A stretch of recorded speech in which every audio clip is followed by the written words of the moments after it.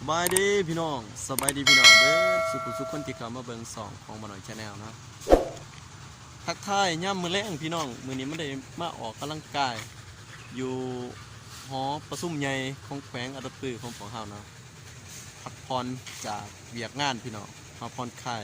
บ่ได้แม่นมาออกกำลังกายดอกพี่น้องมาถ่ายภาพบรรยากาศย่ำแรงให้พี่น้องได้เบิ่งได้ชมว่าซั่นซะเนาะกาสิได้โอล่มพี่น้องดินว่าซั่นฝากเป็นกำลังใจให้บ่าหน่อยเด้อมื้อนี้ก็บ่มีหยังหลายดอกมีแต่ว่ามาถ่ายบรรยากาศยามฤดูฝนว่าซั่นซะพี่น้องนี่เหมาะแก่การ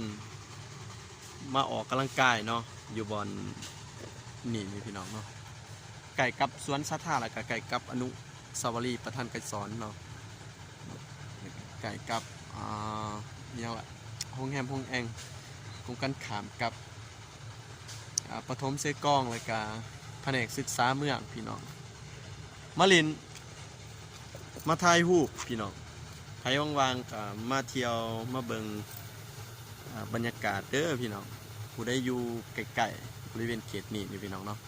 สำหรับแรงแบบนี้โอ้บ่ควรพลาดเลยบรรยากาศพี่น้องมาลินมาแลนเนาะมาสูบเอาอากาศสบายมันกะบ่มีสาระอีหยังดอกพี่น้องแต่ว่าก็สิได้ลงให้พี่น้องได้เบิ่งเนาะบรรยากาศบ่น้อยเองกะนี่แหละวางจากเวียกจากงานก็เลยมายางมาสันซะบ่ได้แม่นมาแลนพี่น้องมายางเล่นบรรยากาศมื้อนี้ก็เห็นแม่2คนหั่นมายางเล่นเนาะจอดรถอยู่นี่รถปอหน่อยคุณอยู่ในเป็นพี่น้องกันไว้ย่านฝนตกก็เลยว่าจอดอยู่ใน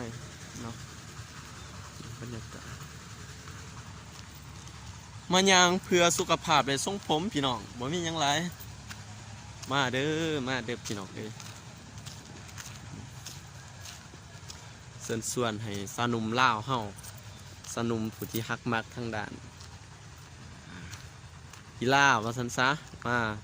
แล่นได้มาออกกำลังกายได้พี่น้องอยู่นี่โอ้เหมาะสมแก่การย่างว่าซั่นซะย่างแต่เช้า